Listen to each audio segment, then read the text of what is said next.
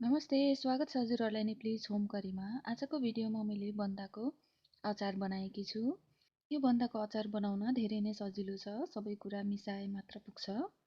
त्यसको लागि सबैभन्दा पहिला बन्दा लिनुपर्छ र उसिनेको आलु लिनुपर्छ। सिलमले बनाएकी छु मैले यो अचार चाहिँ। यो अचारलाई चाहिँ एकछिन बनाउनको लागि सिलमलाई भुट्नुपर्छ रातो बनाएर भुटिसकेपछि यसलाई सेलाउन दिनुपर्छ। सेलाइसकेपछि यसलाई मसिनो बनाएर पिन्नुपर्छ। ग्राइन्डरमा पिने पनि हुन्छ, सिलौटोमा पिने पनि हुन्छ। योहरू तयार गर्नुपर्छ। त्यसको लागि सबैभन्दा पहिला बन्दा काट्नुपर्छ। बन्दालाई चाहिँ अलि रफली चप गर्नुपर्छ। त्यसपछि उसिनेको आलु, केराउ अनि मसिनो गरेर काटेको प्याज, खुर्सानीलाई चिरेको, गोलमेडा, लसुन मिलाउनुपर्छ। त्यसपछि एउटा प्यानमा चाहिँ तेल राख्दै तातो भइसकेपछि यसमा अब मेथी फुराउने।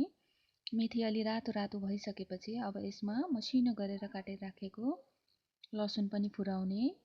लसुनलाई एकछिन तातो तेलमा पाक्न दिनुपर्छ। अलिकति रातो जस्तो बनाउनुपर्छ। रातो भइसकेपछि अब यसमा बन्दा ओइरने।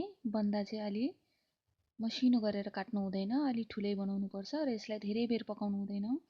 1-2 पटक तेलमा मोलेर निकालिहाल्नुपर्छ। बन्दा धेरै पाक्यो भने तरकारी जस्तो हुन जान्छ। त्यही भएर यसलाई अलि क्रन्ची, बन्दाको क्रन्ची स्वाद आउनुपर्छ। त्यही भएर मैले एकैछिन मात्र तातो तेलमा उल्टाइ पोल्टाइ गरिसकेपछि यसलाई निकालेर अचार बनाउने भाँडामा खनाएकी छु। भने उसिनेको आलु मोल्नुपर्छ। त्यसको लागि मैले 2-3 वटा आलु चाहिँ मिचेर राखेकी छु भने कुनै चाहिँ आलु चाहिँ काटेर मिसाएकी छु। त्यसपछि केराउ राख्ने। मैले यहाँ हरियो केराउ युज गरेकी छु। भिजाएको सुक्खा केराउ युज गरे पनि हुन्छ। मसिनो बनाएर काटेको प्याज राखेकी छु। 2-4 वटा चिरेको खुर्सानी पनि राखेकी छु हरियो। काँचो गोलमेडा र भुटेर राखेर पिसेको सिलम मिसाउँदैछु 2-3 चम्चा जति। मनपर्छ भने धेरै मिसाउँदा पनि हुन्छ। त्यसपछि मरमसला राखेकी छु। धनियाको पाउडर, जिरा पाउडर, नुन, खुर्सानी र बेसार लास्टमा राखेकी छु। त्यसपछि अमिलो राखेकी छु 2 चम्चा जति।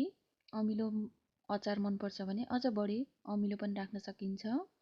त्यसपछि अब यसलाई एकछिनसम्म राम्रोसँग मोल्नुपर्छ, सबै मिसाएर। त्यसपछि यसलाई चाख्नुपर्छ नुन, पिरो, अमिलो कस्तो छ। नुन, पिरो, अमिलो बढी स्वाद आएको मनपर्छ भने थप्न पनि सकिन्छ। तयार हुन्छ यो हाम्रो बन्दाको अचार। यो बन्दाको अचारमा बन्दाको क्रन्चीनेस आउँछ, अलिअलि स्वादिलो हुने गर्छ अमिलो पिरो मिलेको छ भने। यस्तै भिडियोहरू हेर्नको लागि नेप्लिज होम करी सब्स्क्राइब गर्नुहोला।